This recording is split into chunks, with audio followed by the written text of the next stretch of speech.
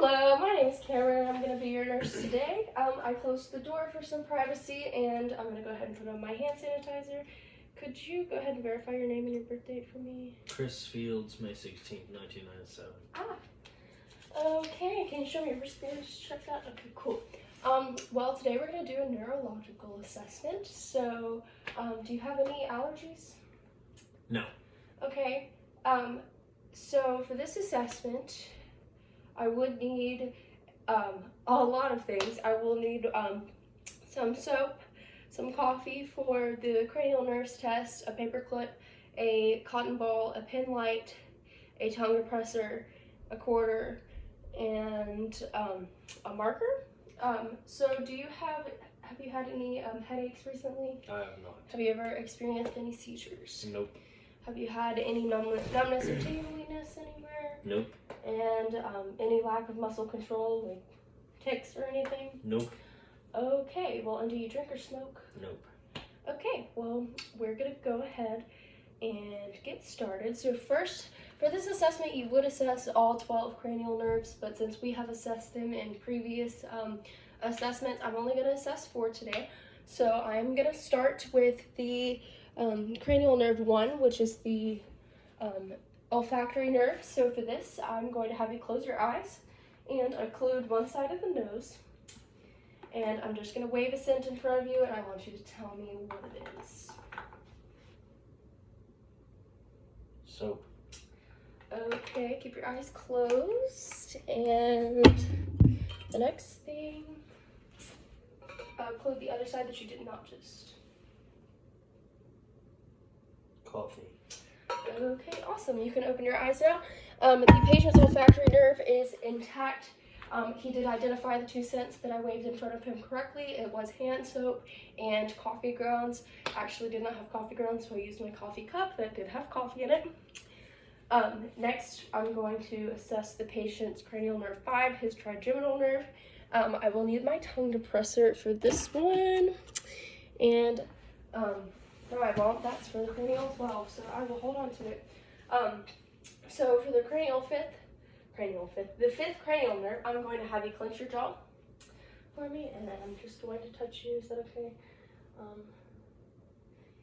And your temporal and masseter muscles do contract with the clench of your jaw.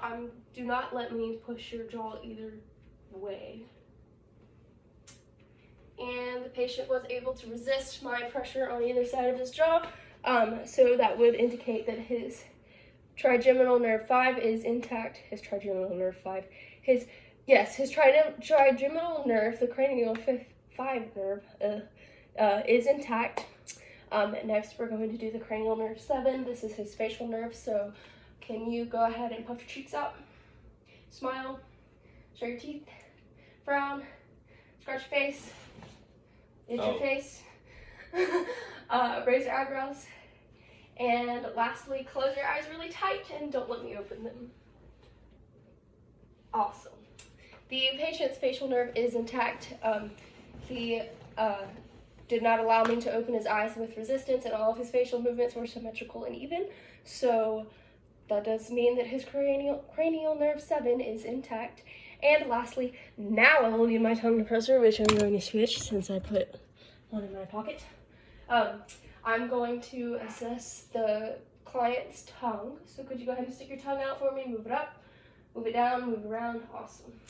And I'm going to try not to apply too much pressure here, but I am going to push on either side of your tongue, and I don't want you to let me move it. You did not have to hold it outside of your mouth. But, you ready? Awesome. And go that way. And the patient's cranial nerve 12, his hypoglossal nerve, is intact. He was able to move his tongue up and down, move it around, and not let me move it to left or right. Next, we're going to have you stand up. I'm going to test your balance here. So I want you to do what's called tandem walking. I want you to walk heel to toe, just like that. You can slide your shoes off. Okay, And the patient was able to walk heel to toe with no difficulty and remained his balance. I'm not done with you, but you can slide your shoes on unless you're more comfortable to have them off. So now I want you to stand on one foot. Either foot, doesn't matter. Stand on one foot, lift one knee up, and bend down, and stand back up, and now hop on the same foot. Okay, and do it again on the other. Bend down first, and hop. Awesome. The patient was able to do the shallow bending of the knees and hop on one foot, which indicates that his balance is in position there. So now I want you to stand with both hands down by your side and keep your eyes, you put your head up, eyes shut. And the patient's, you can sit down now, the patient's balance remained the same. He did not lose balance or become unsteady during the Romberg test, so he did remain stable there. Next, I'm gonna assess the coordination.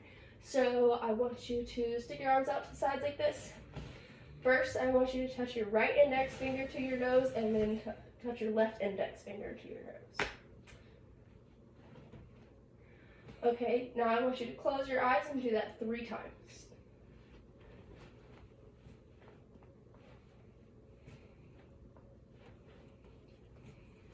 Okay, thank you. The patient was able to touch his finger to his nose with accurate, steady movements. His right hand was a little bit more coordinated than his left hand, as he is probably right hand dominant. Next, I'm going to do what's called the rapid movements. So I want you to take your thumbs and touch them to each finger and progressively get faster. And now put your hands down on your knee, and put your palms up and put them down and get faster. Okay. And now I want you to take your heel, either heel, doesn't matter, touch it to your other knee, and slide it down your shin as much as you can, and same with the other side. Awesome. And the patient was able to move his fingers rapidly, move his hands rapidly, and touch his heel to his shin and slide it down with accurate, steady movements. Next, we're going to do the light touch and pain and temperature. So for this, I will need to get my stuff here. Okay, so for the light touch, the next few assessments I'm going to do, I will have you close your eyes, but I'll tell you when you can open and close them. First, I'm going to start off with just touching a few objects to different spots on your body, and I want you to tell me if you feel a sharp, soft, or dull pain. Are you about to sneeze? No, it's yawning. Oh, okay. So go ahead and close your eyes for me. And also tell me the location that you feel each object in. Soft on my hand. Okay. Dull on my arm, inner arm. Okay, eyes closed. Keep your eyes closed. Sharp on my inner arm. Okay, cool. So the patient was able to, you can open your eyes now. Patient was able to identify and correctly identify the location and the differentiate between dull, soft, or sharp on the locations of his arms. I did use a paper clip for the dull end and the sharp end, and a cotton ball for the softness. Now I'm going to do the vibrations thing. So I would need a tuning fork for this, which I don't have one. So I'm just going to use my pen light and demonstrate where I would do it. So for the vibration sensation test, I would tap my tuning fork and I would place it to the distal portion of the wrist. I would place it to the patient's tip of his forefinger, and then I would also place it on the malleus of the foot and on the greater toe, and the patient would be able to correctly identify where I'm touching what with the tuning fork. Next, I'm going to do the point sensation. So I just want you to close your eyes, and I'm going to touch you in different places, not anything inappropriate, but I want you to just identify where I'm touching you. My hand.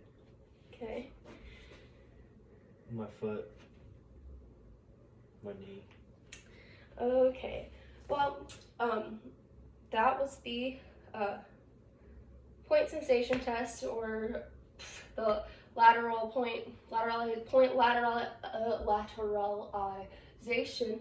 My goodness, that is a mouthful. Next, I'm going to test stereogenesis. So for this, I need my paperclip and my quarter. Okay, so here I'm going to have you close your eyes, hold your palms out, and I'm going to place an object in your hand. I want you to keep your eyes closed. You are allowed to wrap your fingers around it, but I want you to tell me what is in your hand. My paperclip. Okay. And A coin. awesome. So you can open yours and I'll hand you the coin back. So I did use a paperclip and a quarter. You correctly identified these. So this stereogenesis is intact there. Next I'm going to assess what's called graphithesthesia. It's a mouthful, my goodness. Sorry.